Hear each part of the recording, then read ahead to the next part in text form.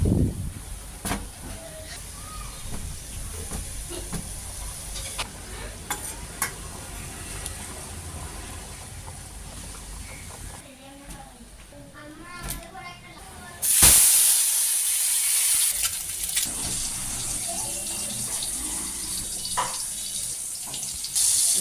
আলাইকুম। আজকে আমি ডিম দিয়ে রান্না করব।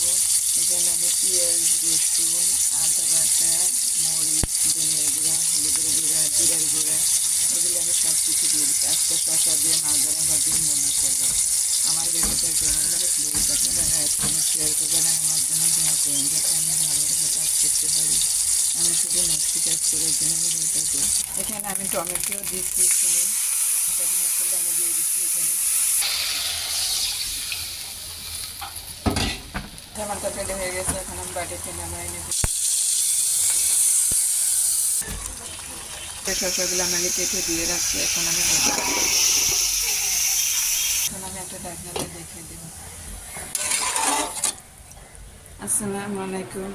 আশা করি আপনারা সবাই ভালো আছেন, আমার জন্য দোয়া করবেন। আমার রান্না আজকে এইটুকুই, শসা দিয়ে মাছ দিয়ে রান্না করছে আর এখানে ডিম বোনা করছে। আমার ভিডিওটা কেমন আছে আমার প্লিজ লাইক কমেন্ট শেয়ার করবেন আর আমার জন্য দোয়া করবেন।